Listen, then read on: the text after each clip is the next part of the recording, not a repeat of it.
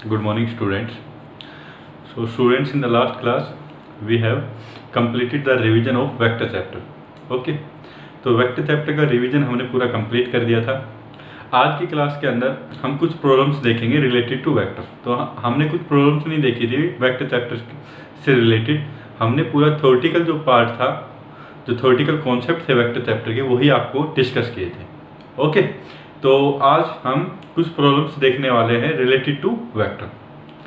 तो एक प्रॉब्लम मैंने आपके बोर्ड के ऊपर लिखी हुई है कि इफ ए वेक्टर दिया रखा है प्लस बी वेक्टर आपको दिया हुआ है, A vector plus B vector is equal to C vector, ये आपको दिया हुआ है, and A is equal to B is equal to C. तो यहाँ पे आप देख सकते हैं ये क्या है, अगर ए क्या है, ए का मैग्नीट्यूड इक्वल है बी के मैग्नीट्यूड के और which is equal to the C का मैग्नीट्यूड। ठीक है, तो ए बी सी तीनों का मैग्नीट्यूड आपका इक्वल है। तो आपको क्या फाइंड आउट करना है, then what should be the angle between A vector and B vector. तो ए वेक्टर और बी वेक्टर के बीच का एंगल क्या होगा, ये आपको बताना है। ओके, तो बेटा मैंने आपको बताया था कि अगर मेरे पास दो वेक्टर हैं, ए वेक्टर, ये ए वेक्टर है, ये बी वेक्टर है, इनके बीच का एंगल अगर थीटा है, तो अगर मेरे को इनका रिजल्टेंट निकालना है, A vector plus B vector निकालना है, तो जो रिजल्टेंट वेक्टर होता है उसका मैग्नीट्यूड मैं कैसे निकाल सकता हूँ, which is equal to magnitude of A vector plus magnitude of B vector. तो ये फॉर्मूला जैसे मैंने आपको बताया था कि काफी इंपॉर्टेंट फॉर्मूला है, आपको याद रखना है। मैग्नीट्यूड ऑफ ए का whole square plus magnitude of B का whole square plus twice of magnitude of A magnitude of B cosine of angle between the A vector and B vector, cosine of angle between A vector and B vector. तो यहाँ पे आप देख सकते हैं कि आपको क्या दिया हुआ है।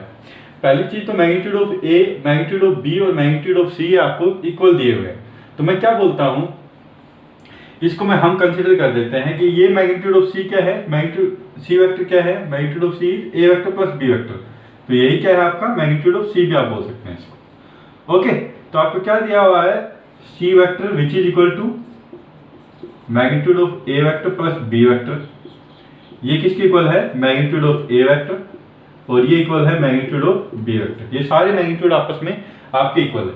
तो इसको मैं कोई भी एक क्वांटिटी मान लेता हूँ, जैसे वो है आपकी उसको आप मान लीजिए, इन सबको इक्वल मान लीजिए आप एक अलग क्वांटिटी के, और वो आप मान लीजिए लैम्डा मान लीजिए लट से। ओके, सब आपको पता है ए बी सी तीनों इक्वल है, तो लट से उसका मैग्नीट्यूड मैंने लैम्डा की इक्वल आपका कंसीडर कर लिया। तो अभी मैं अगर इस इक्वेशन में वैल्यू पुट करूंगा तो lambda is equal to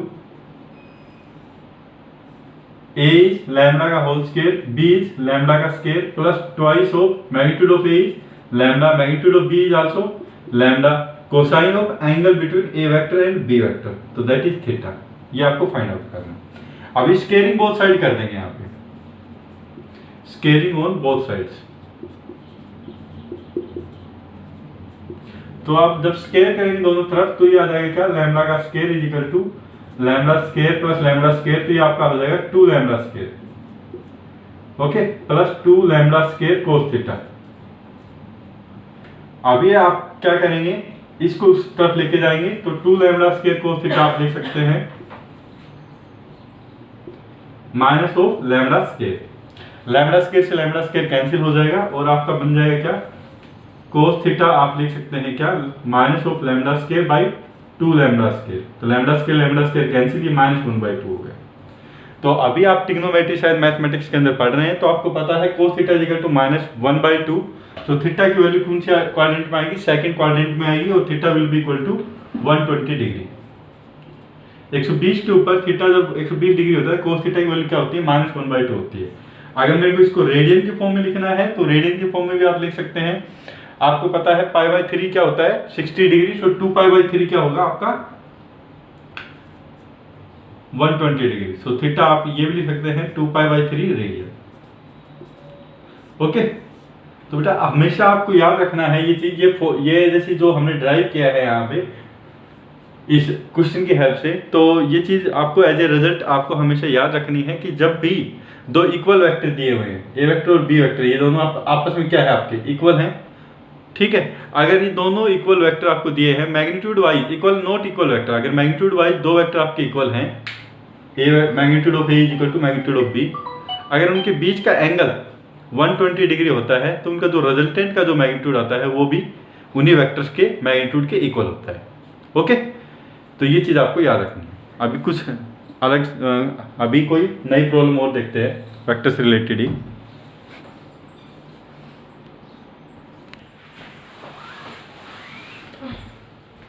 okay बेटा, तो नेक्स्ट क्वेश्चन आपको दिया हुआ है, if sum of two unit vector is a unit vector, दो यूनिट वेक्टर का सम आपको क्या मिल रहा है, यूनिट वेक्टर ही मिल रहा है, तो आपको बताना है magnitude of their difference is.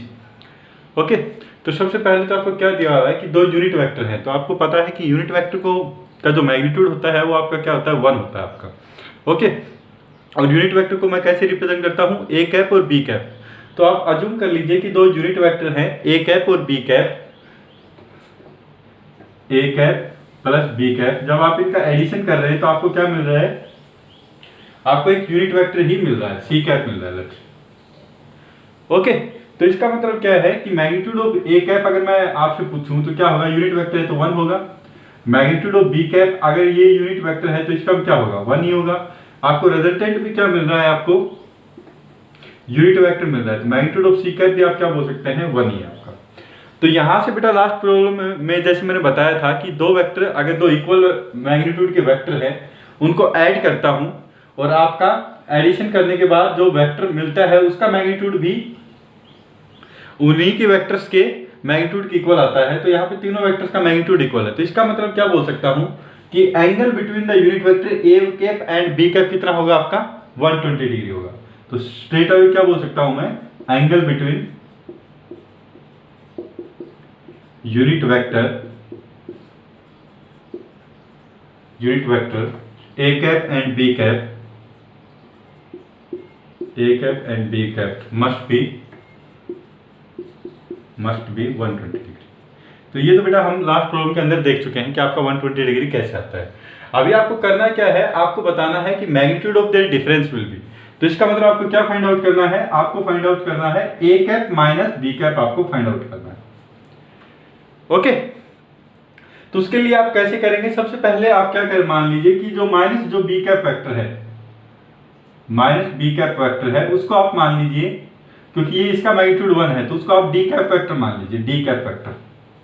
Okay, तो A cap minus B cap vector आपको फाइंड आउट करना है, A cap minus B cap vector आपको फाइंड आउट करना है, magnitude of the difference find out करना है। तो A cap minus B cap आपको फाइंड आउट करना है, तो आपको क्या आप क्या बोल सकते हैं, A cap minus B cap is equal to D cap. तो आपको फाइंड आउट करना है A cap plus D cap. Okay, तो अभी देखिए बेटा क्या दिया, क्या हुआ है आपको, ए कैप और बी कैप के बीच का एंगल आपको पता लग गया कि वो क्या है, 120 डिग्री है। तो मैं डायग्राम में यहाँ पे आपको दिखा रहा हूँ। तो लेट्स से ये है हमारा ए कैप वेक्टर और बी कैप वेक्टर है इस डायरेक्शन में, बी कैप। इन दोनों के बीच का एंगल आपको पता चल गया कि वो कितना आया था, आपका 120 डिग्री आया था। अभी आपको फाइंड आउट क्या करना था, ए कैप माइनस बी कैप। तो माइनस बी कैप वेक्टर किस डायरेक्शन में होगा, तो मैंने आपको बताया था माइनस बी कैप मैग्नीट्यूड तो इतना ही रहेगा लेकिन डायरेक्शन क्या होगी, जस्ट अपोजिट रहेगी। तो इसको अगर मैं पीछे की तरफ एक्सटेंड कर दूं इसकी, तो ये क्या हो गया आपका minus B cap vector which is equal to D cap vector. तो ये माइनस बी कैप वेक्टर आप देख लीजिए, ए कैप और माइनस बी कैप के बीच में एंगल कितना होगा, तो आप बोलेंगे ये होगा आपका 60 डिग्री। तो इसका मतलब क्या बोल सकता हूं मैं, माइनस बी कैप क्या है आपका डी कैप के बराबर है। सो एंगल बिटवीन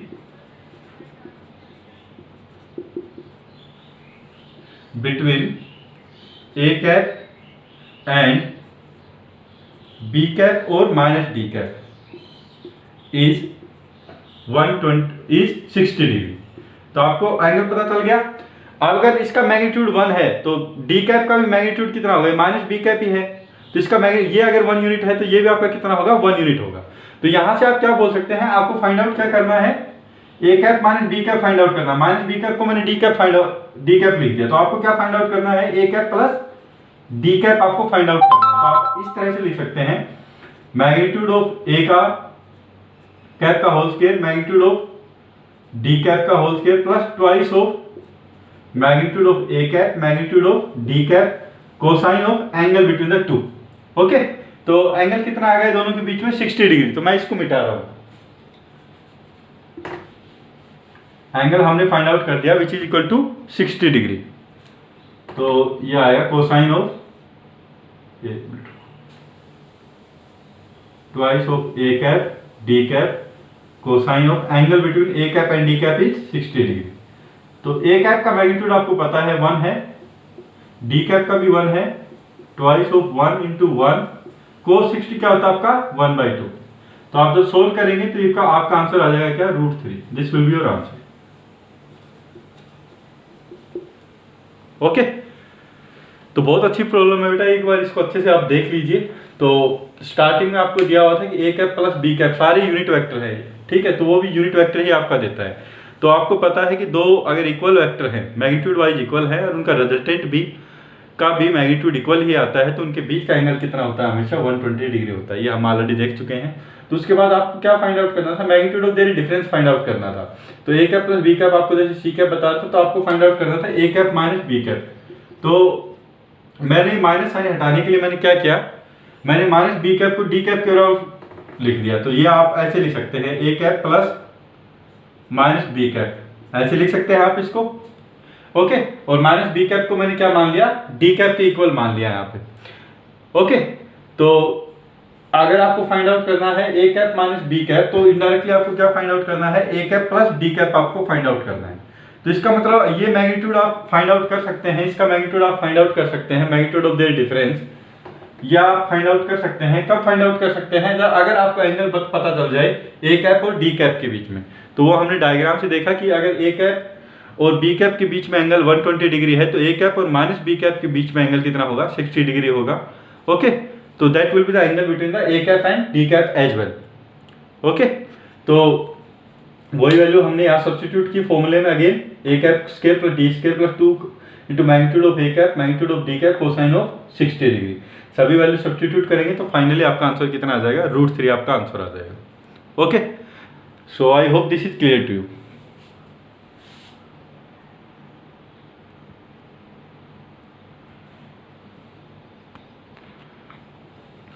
ओके बेटा, so next problem is given to you as A vector आपको दिया हुआ है 2i cap plus 3j cap और बी वेक्टर आपको दिया हुआ है i cap plus 4j cap plus k cap. Okay, then find the unit vector along A vector and B vector. तो आपको यूनिट वेक्टर फाइंड आउट करना है A vector और बी वेक्टर की तरफ। ओके, तो बेटा अभी जैसे थोड़ा सा मैं आपको रिवाइज करवा देता हूँ ये क्वेश्चन करने से पहले कि सपोज कर लीजिए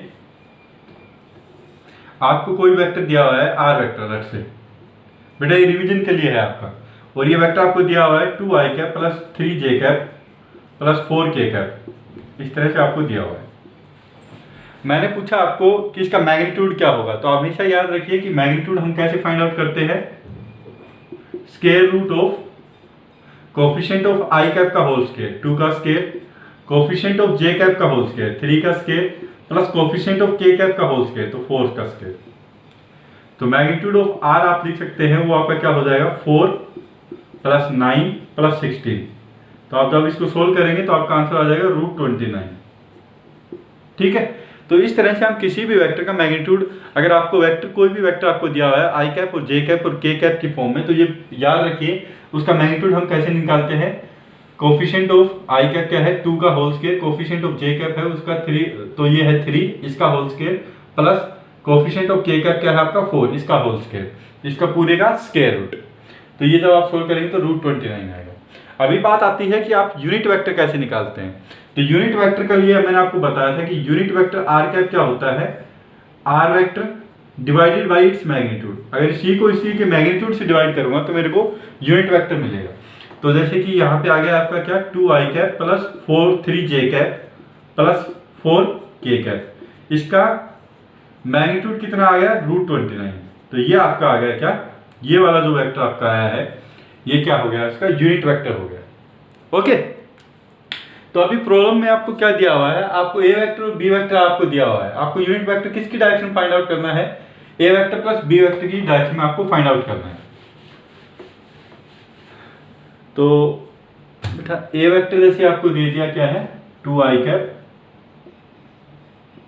प्लस 3 जे कैप और बी वेक्टर जैसे आपको दे दिया है क्या आई कैप प्लस 4 जे कैप, आई कैप प्लस 4 जे कैप प्लस के कैप।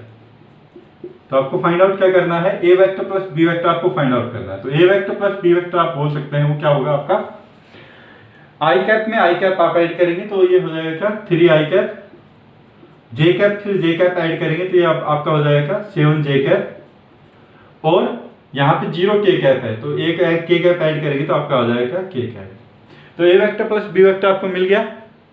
तो to find out the unit vector in the direction of A vector plus B vector, तो आप सबसे पहले क्या फाइंड आउट करेंगे, इसका मैग्नीट्यूड फाइंड आउट कर लेंगे, A vector plus B vector का मैग्नीट्यूड। तो मैग्नीट्यूड क्या हो जाएगा आपका, कोफिशिएंट ऑफ आई कैप का होल स्क्वायर, ये हम ऑलरेडी देख चुके हैं, कोफिशिएंट ऑफ जे कैप का whole square plus coefficient of K cap का whole square.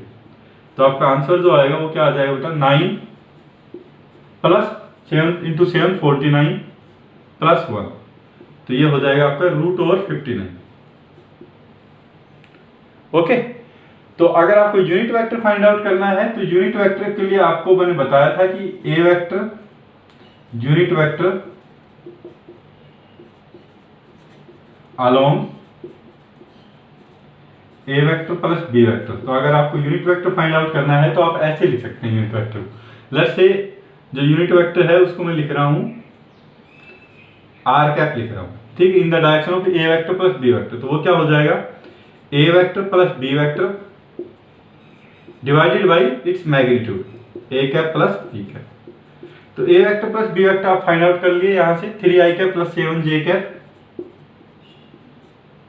3 I cap plus 7 J cap plus K cap divided by its magnitude, magnitude आपका आ गया root over 59। So this will be your answer. Okay, तो बेटा I hope all these problems are clear to you. अगर यहाँ पे अगर कोई भी अगर आपको डाउट है तो मेरे से आप पूछ सकते हैं। ओके, तो कल की क्लास में हम कुछ और प्रॉब्लम्स लेके आएंगे related two vectors only. So thank you.